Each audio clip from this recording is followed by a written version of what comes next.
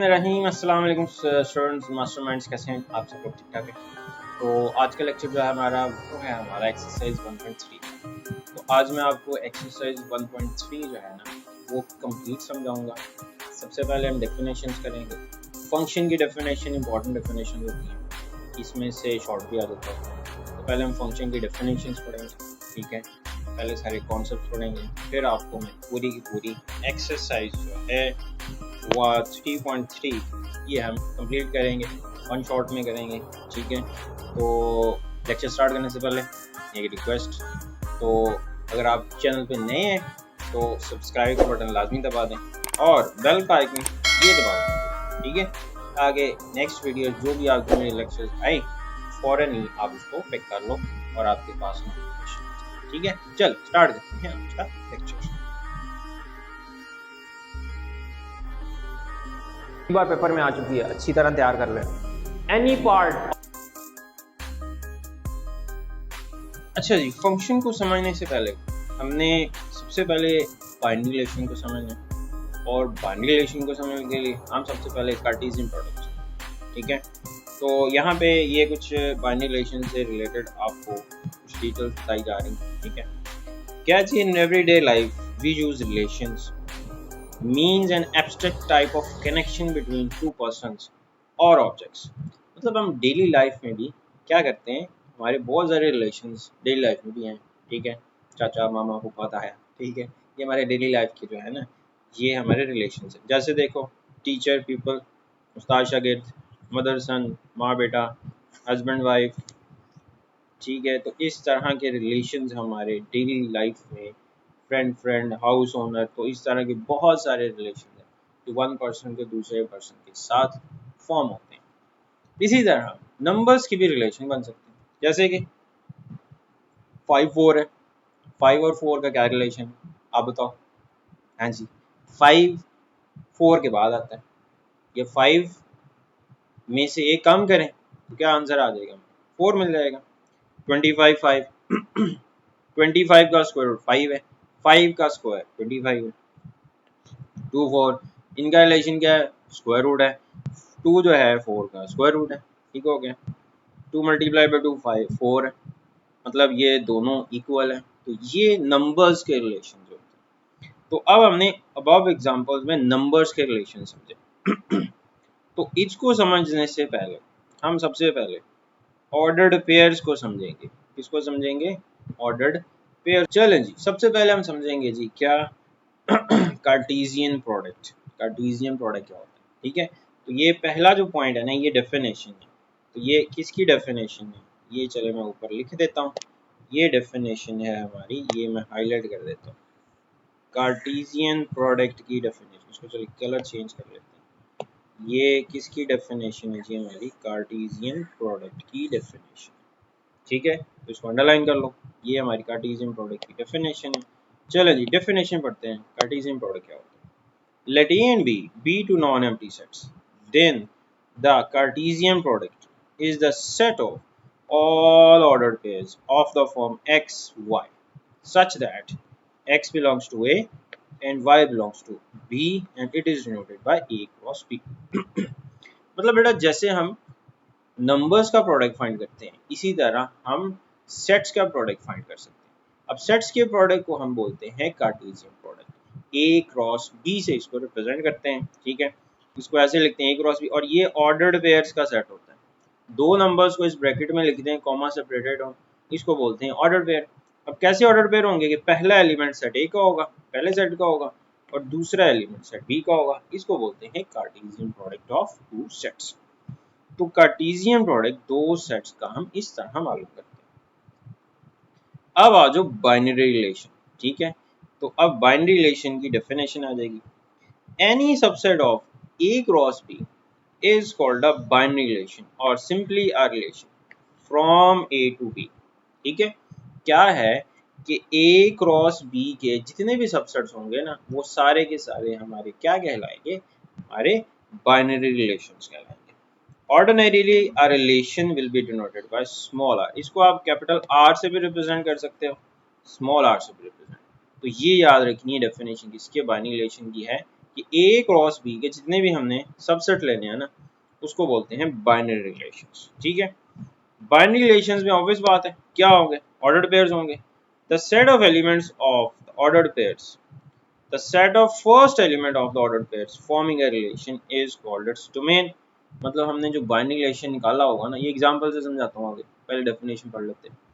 तो उसमें जो पहले पहले एलिमेंट्स के जो सेट होंगे ना, वो कहलाएगी हमारी डोमेन।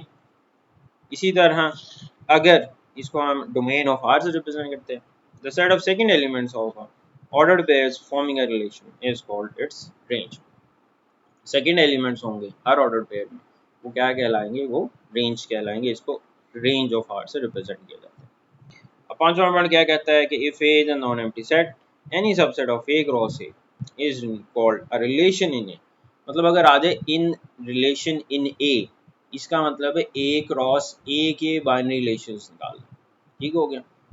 तो अब ये छोटी सी एक एग्जांपल यहाँ पर दे रहे हैं कि जैसे देखो C1 C2 C3 ये चिल्ड्रन है, M1 M2 ये उनके फादर्स हैं। तो हमारा रिलेशन क्या बना, चाइल्ड फादर रिलेशन बन गया। ठीक है, अब मैं C सेट में चिल्ड्रन को रख लेता हूँ, F सेट में फादर्स को रख लेता हूँ। तो ये हमारा एक रिलेशन बना जी, ये पूरे का पूरा। तो अगर हम इसमें से अब देखो, ये मैंने क्या फाइंड किया, ये मैंने C क्रॉस F फाइंड किया। ये क्या फाइंड किया, C क्रॉस X। C ये है और F हमारा ये। तो कैसे C क्रॉस F निकालना है, तो C के तमाम एलिमेंट्स को पहले M1 के साथ लिख लेंगे, C1 M1 C1 M2। ठीक है, फिर C2 को लिखना है C2 M1 C2 M2, फिर C3 को लिखना है। ये हमारा बना कार्टेशियन प्रोडक्ट। ये क्या बना, कार्टेशियन प्रोडक्ट। अब इसमें से मैंने एक रिलेशन निकाल ली, इसका एक सबसेट ले लिया, C1 M1 C2 M1 and C3 M2। तो ये इसकी एक डायग्राम सी बन गई। ये हमारा पहला सेट है, ठीक है, C, और ये हमारा दूसरा सेट। अब रिलेशन क्या है, C1 M1, तो C का M1 के साथ रिलेशन बन रहा है, C2 M2 C2 का भी फादर M1 है, C3 M2 C3 का फादर है M। तो ये हमारा एक रिलेशन बना, इसको बोलेंगे बाइनरी रिलेशन। इसको क्या बोलेंगे, बाइनरी रिलेशन। तो बाइनरी रिलेशन की समझ आ गई। अब अगर मैं इसकी डोमेन निकालूं, तो पहले पहले एलिमेंट्स का सेट, ये क्या बना, C1 C2 C3। रेंज निकालूं M1 M1 M2, तो रेंज इसकी क्या आ गई। तो इस तरह किसी भी आपने बाइनरी रिलेशन की डोमेन और रेंज निकाली। ठीक है, चलो बाइनरी रिलेशन की समझ आ गई। अब हम डिफाइन करते हैं फंक्शन को। इसको डिफाइन करते हैं फंक्शन को। फंक्शन की डेफिनेशन क्या है, यहां से शुरू होती है। Let A and B be two non empty sets such that, एक दो सेट्स हों ए और बी, ठीक है, नॉन एम्प्टी सेट्स हों। तो इसको पहले तो हमें बाइनरी रिलेशन लेना पड़ेगा। फंक्शन एक बाइनरी रिलेशन होता है, ये चीज याद रखनी है। तो एफ हमने एक रिलेशन लिया ए टू बी से, और ये जो फंक्शन ये जो हमने बाइनरी रिलेशन लिया है, इसको एफ का नाम दे दें। ये एक सबसेट होगा ए क्रॉस बी का। तो मतलब क्या है, फंक्शन के लिए हमें एक बाइनरी रिलेशन लेना पड़ेगा। अब वो बाइनरी रिलेशन एफ हमारा फंक्शन होगा अगर ये वो अगली दो कंडीशन सेटिस्फाई करता है। पहली कंडीशन होती है फंक्शन की, domain of F is equal to F. उस बाइनरी रिलेशन की डोमेन ए के बराबर आनी चाहिए। आगे मैं एग्जांपल से भी समझाऊंगा। उसके बाद first element of no two pairs of F are equal, then F is said to be a function from A to B. अच्छा, इसको समझो, इसको आपने ऐसे लिखना है कि रेपिटेशन नहीं आनी चाहिए फर्स्ट एलिमेंट में। क्या नहीं आनी चाहिए, no repetition in first elements. तो पहले पहले एलिमेंट्स में रेपिटेशन नहीं आनी, मतलब एक एलिमेंट दो के साथ रिलेशन फॉर्म ना कर रहा हो।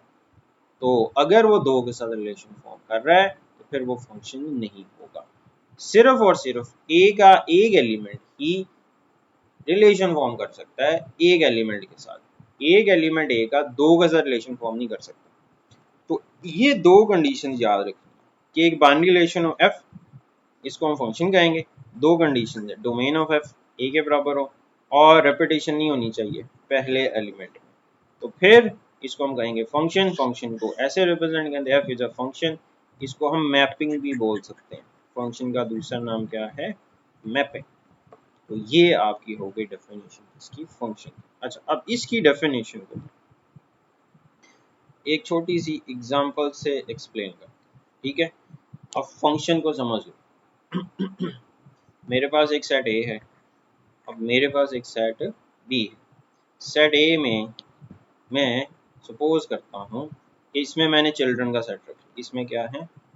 चिल्ड्रन रख लिया, ठीक है। सेट बी में मैंने फादर्स रख लिया, ठीक है। तो अब मैं इन चिल्ड्रन और फादर का एक बाइनरी रिलेशन लेता हूँ, जैसे पीछे लिए C1 C2 C3, ठीक है। F1 F2 F3, ठीक हो गया।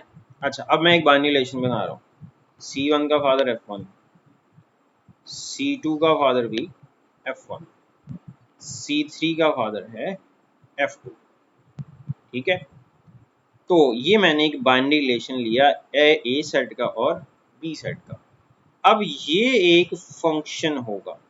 अभी चेक करते हैं क्या है। C1 F1, C2 F1 और C3 F2। तो देखो ये मेरा बाइनरी रिलेशन। अब मैं इस बाइनरी रिलेशन को देखूंगा कि क्या ये फंक्शन है। देखो इसकी डोमेन निकालो। डोमेन क्या होगी? C1 C2 C3, मतलब पहले पहले सेट्स का एलिमेंट्स का सेट। तो देखो इसकी डोमेन किसके इक्वल आ रही है? सेट ए के बराबर आ रही है। पहली कंडीशन सेटिस्फाई हो गई। इसके बाद रेपिटेशन तो नहीं आ रही पहले एलिमेंट में C1 C2 C3। तो ये देखो पहले एलिमेंट में रेपिटेशन नहीं हो रही। तो अब ये क्या कहलाएगा? ये एक फंक्शन कहलाएगा, ठीक है। तो अब इसको मैं एक बड़ी मजेदार सी एग्जांपल से समझाता हूँ। देखो एक फादर के दो चिल्ड्रन हो सकते हैं। हो सकते हैं, बिल्कुल हो सकते हैं। बायोलॉजिकली पॉसिबल है कि दो बच्चों का एक बाप हो सकता है। लेकिन क्या एक बच्चे के दो बाप हो सकते हैं? जैसे मैंने ये C3 F3, अब देखो C3 F2, C3 का फादर F2 भी है, C3 का फादर F3 भी है तो ये भी एक बाइनरी रिलेशन है। लेकिन C3 के दो बाप आ रहे हैं, किसी एक बच्चे के दो बाप हो सकते हैं? नहीं, बिल्कुल नहीं। तो इस तरह आपने याद रखना है कि जो पहला सेट है ना, इसके एक एलिमेंट के दो इमेजेस नहीं हो सकते। बिल्कुल वैसे ही जैसे एक बच्चे के दो बाप नहीं हो सकते, इसी तरह फंक्शन में भी पहले सेट के एक एलिमेंट के दो इमेजेस नहीं हो सकते। तो अगर ऐसे होगा तो ये फंक्शन नहीं होगा, ठीक है। आई होप आपको पॉइंट समझ आ गया होगा। तो इस तरह याद रखना है कि फर्स्ट एलिमेंट में रेपिटेशन नहीं होनी चाहिए। एक एलिमेंट दो एलिमेंट्स के साथ रिलेशन फॉर्म नहीं कर सकता सेट ए का, तो तब वो बाइनरी रिलेशन क्या कहलाएगा? एक फंक्शन कहलाएगा। याद रखना है हर बाइनरी रिलेशन फंक्शन नहीं होता, ठीक है। चलो अब फंक्शन को की टाइप्स को डिस्कस करते हैं। फंक्शन की टाइप्स को डिस्कस करते हैं। तो पहला फंक्शन होता है हमारा इनटू फंक्शन। इनटू फंक्शन क्या होता है? If a function f from set a to b is such that range of f is not equal to b, ये चीज याद रखनी है। ऐसा फंक्शन जिसकी रेंज सेट b के बराबर ना हो, then f is said to be an into function from set a to b। तो ये साथ फिगर बनी हुई है। जैसे ये देखो 1 का इमेज 2 है, ठीक है, 3 का इमेज 4 है, 5 का इमेज 6 है। तो ये हमारा एक फंक्शन है, ठीक है। अब इस फंक्शन को देखना इनटू है या नहीं। इसकी जरा रेंज निकालो। रेंज निकलेगी 2 4 और 6। क्या ये सेट बी के बराबर आ रहा है? नहीं आ रहा। तो इसका मतलब इसकी रेंज जो है वो सेट बी के बराबर नहीं है। तो ऐसे फंक्शन को हम क्या बोलेंगे? इनटू फंक्शन बोलेंगे। याद रखें, ठीक हो गया। मतलब बी में कोई एलिमेंट ऐसे हों जो किसी के इमेजेस ना हो, तब हमें जो फंक्शन मिलेगा वो इनटू फंक्शन मिलेगा, ठीक है। अच्छा, इसके बाद हम ऑन टू फंक्शन पढ़ते हैं। अब आप करें वन वन पे चले, पहले ऑन टू पढ़ते हैं फिर वन वन पे जाते हैं। ऑन टू फंक्शन, इसको सर्जेक्टिव फंक्शन भी बोलते हैं। ऑन टू फंक्शन क्या होता है? If a function f from set to is such that range of f is equal to b, that is every element of b is an image of some element of a। तो याद रखना है कि अगर range b के बराबर आ जाए तो फंक्शन ऑन टू होगा। समझ आ गई बात? रेंज b के बराबर नहीं है तो कौन सा है? वो आपका इनटू है। और अगर रेंज b के बराबर आ जाए तो आपका कौन सा है? One one. ये इसकी फिगर बनी हुई है। तो देखो रेंज निकालो m1 m2, तो सेट b के बराबर आ रहा है, तो ये कौन सा फंक्शन हो जाएगा? ये ऑन टू हो जाएगा। अच्छा, अब आ जाओ वन वन फंक्शन पे। वन टू वन फंक्शन या one one function. One one function का होता है, सिर्फ हम वन वन देख रहे हैं, इंजेक्टिव के बारे में बाद में बताता हूँ। If a function f from set a to b is such that second element of no two of its order pair are same, then it is called an injective function or one one function। मतलब अगर second element में repetition ना हो, क्या? Second element में repetition ना हो, एक एलिमेंट बी के सिर्फ एक एलिमेंट के साथ ही इमेज बन रहा हो, मतलब बी का सिर्फ एक ही एलिमेंट किसी एक का ही इमेज हो। जैसे ये देखो, ये दो एलिमेंट्स का इमेज है, तो इसका मतलब ये रिपीट हो रहा है सेकंड एलिमेंट, तो ये वन वन फंक्शन है नहीं है। तो सिर्फ एक एलिमेंट ही एक का इमेज हो, तब हम इसको बोलते हैं वन वन फंक्शन। ठीक है, तो अब आ जाओ बाइजेक्टिव फंक्शन पे। बाइजेक्टिव फंक्शन क्या होता है? फंक्शन वन वन हो और ऑन टू हो, इसको बोलते हैं bijective function. Function is said to be bijective function is if both one one and onto, then it is called a bijective. अब आ जाओ इंजेक्टिव फंक्शन।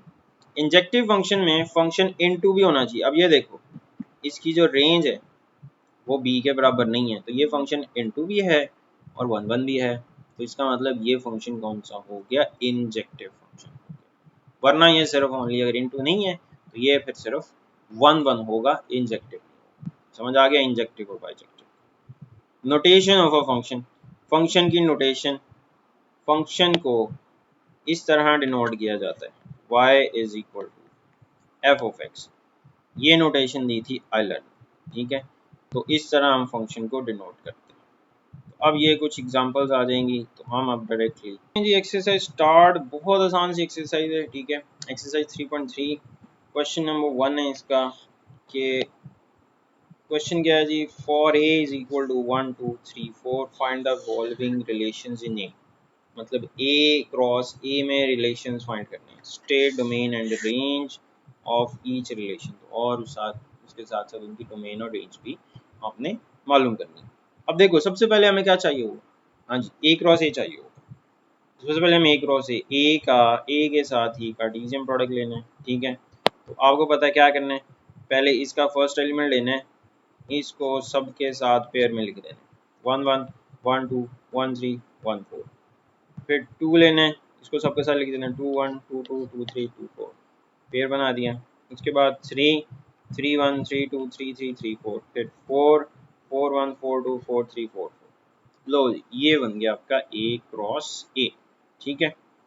तो अब आपको पहला जो बाइनरी रिलेशन फाइंड करना है वो ये फाइंड करना है। तो पहला बाइनरी रिलेशन है R1 का, चलो इसको नाम दे दें अगर, तो X Y such that Y is equal to X. तो आपने ऐसे ऑर्डर पेयर फाइंड करने हैं जिनमें एक्स और वाई इक्वल हों। तो देखो, आपके पास ये जो आया है इसमें सेम वाले, ये एक्स 1 1 2 2 3 3 4 4, तो ऐसे ऑर्डर पेयर तलाश करने हैं जिनमें सेम एलिमेंट्स आए, दोनों इक्वल आए। तो भाई ये हमारा बाइनरी रिलेशन क्या बनेगा जी? 1 1 2 2 3 3 4 4। अब आपने इसकी डोमेन भी निकाल लेनी है। डोमेन क्या होती है? डोमेन होती है जी पहले पहले एलिमेंट्स का सेट, 1 2 3 4, तो ये हमारी डोमेन के एलिमेंट्स आ गए। और रेंज होती है सेकंड सेकंड एलिमेंट्स के सेट, 1 2 3 4, तो डोमेन भी सेम आ गई, रेंज भी सेम आ गई। तो अगर हमने इसका ग्राफ बनाना है तो ग्राफ भी आसान सही है। तो ये आपको पता है, ये एक्स एक्सेस है, ठीक है, ये वाई एक्सेस है, तो 1 1 कहाँ होगा? एक्स पे भी 1, वाई पे भी 1, ये आ गया। 2 2 ये आ गया, 3 3 ये आ गया, 4 4 ये आ गया, तो इसका ग्राफ। ठीक है, चले सेकंड बाइनरी रिलेशन। सेकंड है जी एक्स वाई ऐसे ऑर्डर पे, Y plus X is equal to ऐसे ऑर्डर पे निकालने हैं जिनमें जिन दोनों का सम, अब आपको पता है पहला एलिमेंट एक्स होता है, दूसरा एलिमेंट वाई होता है, तो x प्लस वाई का आंसर 5 आना चाहिए। तो कौन कौन से एलिमेंट्स आ गए, 1 4 2 3 3 2 और 4 1, इन सब का सम आ रहा है 5। तो डोमेन निकालो, पहले पहले एलिमेंट्स 1 2 3 4, उसके बाद 4 3 2 1, तो डोमेन भी सेम, रेंज भी सेम, ये इसका ग्राफ बन जाएगा 1 4 2 3 3 2 4 1। ये आपका सेकंड क्वेश्चन है। नेक्स्ट क्वेश्चन थर्ड में क्या करना है, ऐसी ऑर्डर पेज निकालें जिनका सम 5 से लेस हो।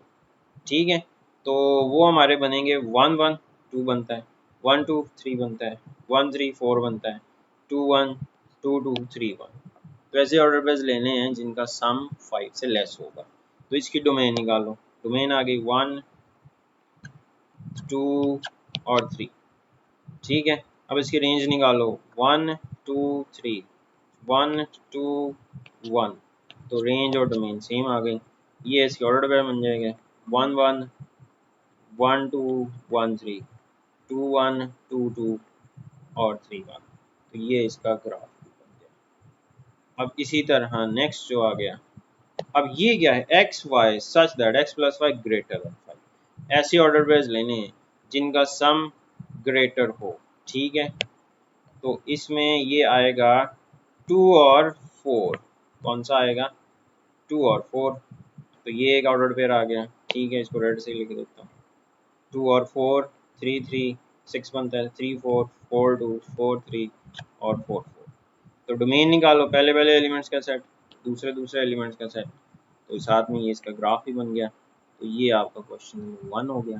ठीक है, तो ये है जी हमारा क्वेश्चन नंबर 1। अब चलते हैं क्वेश्चन नंबर 2 पे। अब यहाँ पर which of the following diagram represent functions end of which type, इसमें आपने ये डायग्राम्स बनी हुई हैं, तो आपने बताना है पहले तो ये फंक्शन है, अगर है तो कौन सा फंक्शन। चलो पहली फिगर में देखो 1 का एक इमेज ए है, 1 का एक इमेज बी है। अभी मैंने क्या बताया, एक बच्चे के दो बाप नहीं हो सकते, तो इसका मतलब एक एलिमेंट दो के साथ रिलेशन बना रहा है, which is not possible in a function. तो इसका मतलब पहले एलिमेंट में रेपिटेशन आ गई, ये फंक्शन ही नहीं है, तो टाइप क्या फाइंड करनी है।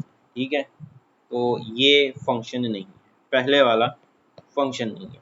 चलो दूसरे पे आ जाओ। अब इसमें देखो पहला A1 B3 C5, अब इसमें देखो एक एलिमेंट रिपीट तो नहीं हो रहा, पहला एलिमेंट नहीं, पहले एलिमेंट की रेपिटेशन नहीं आ रही, तो इसका मतलब ये फंक्शन है। ठीक हो गया, फंक्शन वाला टिक हो गया। अब देखो ये 1 1 फंक्शन है, क्योंकि बी में सिर्फ एक ही एलिमेंट, किसी एलिमेंट का इमेज है, 1 1 फंक्शन हो गया।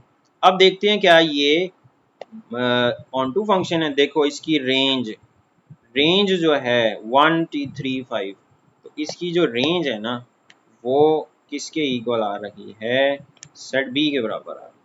तो फंक्शन ऑन टू भी है और 1 1 भी है, तो फिर कौन सा फंक्शन होता है, बाइजेक्टिव।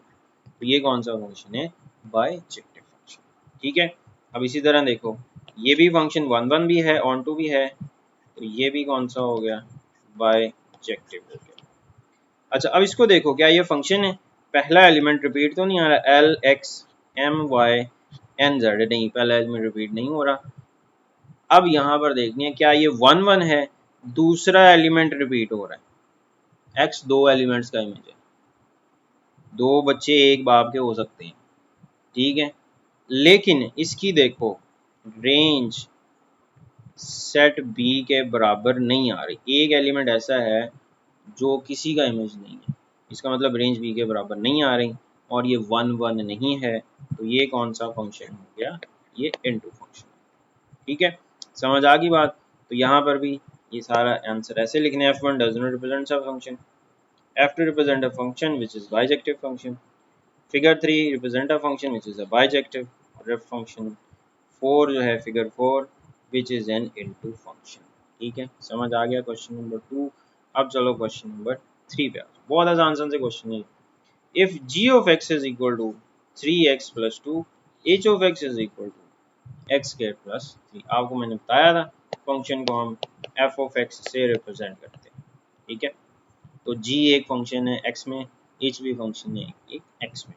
ठीक है, तो ये समझ लो y की वैल्यूज है, ये वाली सेकेंड सेट की वैल्यूज हैं। अब हमने फाइंड करना है g ऑफ 0। बड़ा ही सौखा सा काम है। क्या करना है, g ऑफ x है 3x plus 2, तो जहाँ जहाँ पे x है क्या पुट कर देना है 0।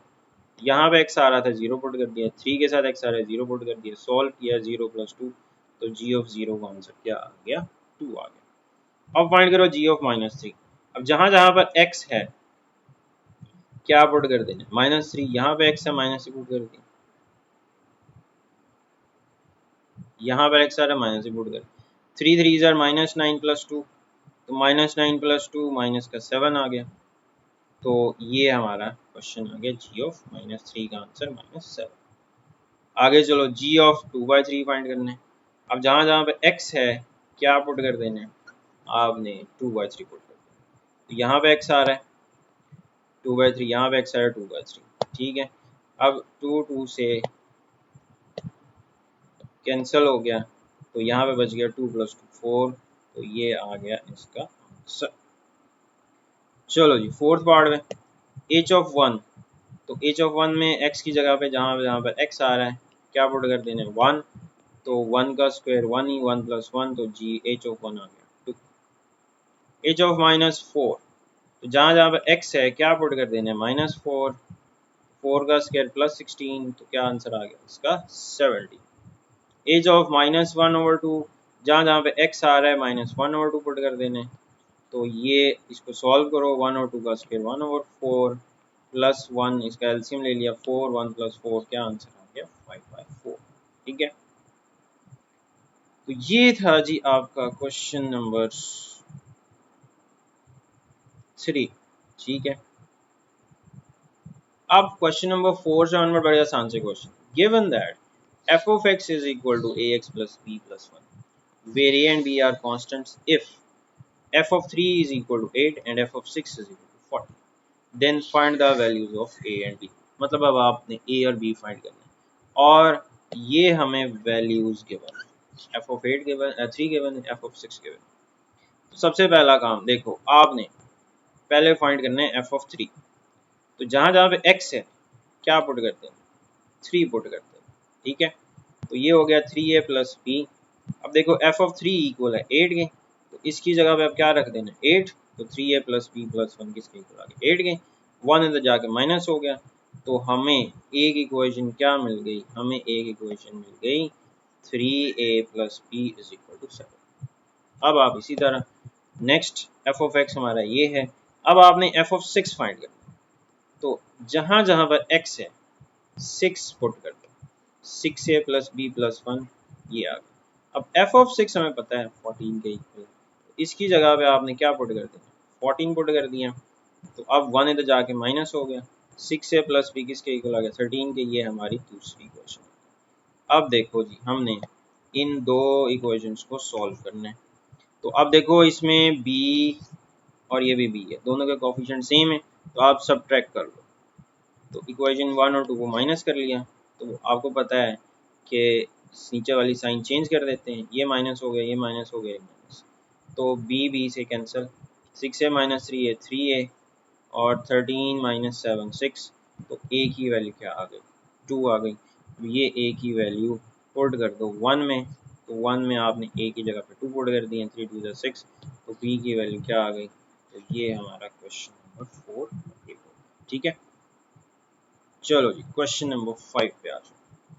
इसमें कह रहा है given that g of x is equal to ax plus b plus 5, where a b are constant numbers, if g of -1 is equal to 0, g of 2 is equal to 10, find the values of a and b। वो इसी तरह का जैसे अभी हमने 4 किया है। तो देखो हमने पहले g of -1 निकाला है, जहाँ जहाँ पे x है -1 पुट करते हैं, ये आ गया। अब g of -1 इक्वल है 0 के, तो इसकी जगह पे क्या पुट करते हैं 0 रख दिए, 0 इज इक्वल टू दिस। तो माइनस इधर आके प्लस ए हो गया, प्लस भी इधर आके माइनस हो गया। तो ए की इक्वेशन हमें बी और ए में ये मिल गई। ठीक है, ये हमारी ए और बी में पहली इक्वेशन है।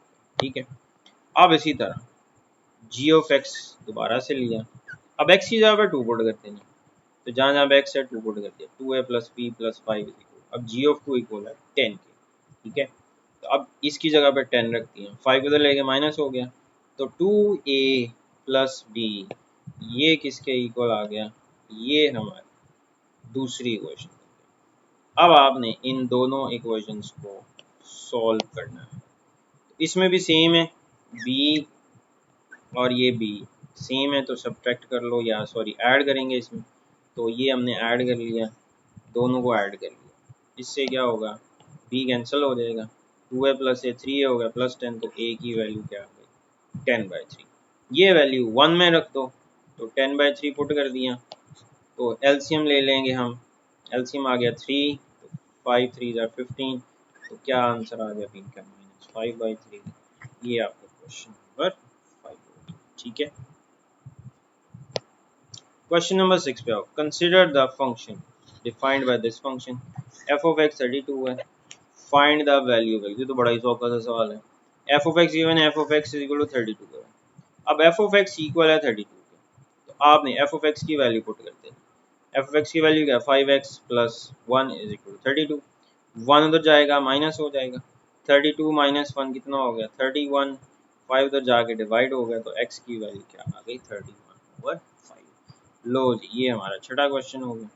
चलो जी लास्ट क्वेश्चन पे आओ। Consider the function cx plus cx के plus D, c and d are constant number, f of 1 6 है सेम है, f of 2 minus 2 is equal to a b find करना। चलें जी, f of x में सबसे पहले x की वैल्यू क्या फाइंड पुट करनी है 1, जहाँ जहाँ पे x है 1 पुट करते हैं, 1 का स्क्वायर 1 ही हो गया। ठीक है, तो f of 1 इक्वल आ गया c प्लस डी के, f of n आपको पता है 6 के इक्वल है, तो c प्लस डी किसके इक्वल आ गया, f1 की जगह पे 6 रखते हैं, तो a की इक्वेशन हमें मिल गई c plus D is equal to 6। अब x को पुट करते हैं -1, f of -2 जहाँ जहाँ पे x है -2 रखते हैं, तो 2 का स्क्वायर -2 का 4 हो गया, 4c plus D, f of -2 equal है 10 के, तो अब इसकी जगह पे आपने 10 रख देने, तो 4c प्लस डी। तो अब देखो ये 1 और 2 को आप सॉल्व कर लेंगे, तो दोनों की साइन सेम है तो सब्ट्रैक्ट कर लेंगे। तो अब आप इसको सब्ट्रैक्ट कर लो, सब्ट्रैक्ट करते हैं तो नीचे वाली साइन चेंज हो जाती है, ये कैंसिल, 4c माइनस सी 3c हो गया, तो c की वैल्यू आ गई 4/3। अब डी फाइंड कर लो, 1 में c की वैल्यू 4/3 पुट की, तो ये 4/3 इधर आके माइनस हो गया, एलसीएम ले लिया, 3 6 18, तो 14/3 ये हमारी डी की वैल्यू आ जाएगी। तो ये हमारा लास्ट क्वेश्चन हो गया। तो ये है जी आपकी एक्सरसाइज 3.3। तो आई होप आपको समझ आ गया होगा। अगर समझ ना आया करे तो यार क्वेश्चन पूछा करें, कमेंट्स किया करें, पूछा करें, नहीं समझ आया, समझ आया, कुछ ना कुछ बताया करें, लाजमी कमेंट्स आपने जरूर किया करें। ठीक है, चलें इंशाल्लाह नेक्स्ट एक्सरसाइज आपकी होगी रिव्यू चैप्टर 3 की। तो तब तक अल्लाह हाफिज़, लाइक शेयर ज़रूर कर दें। ओके, अल्लाह हाफिज़।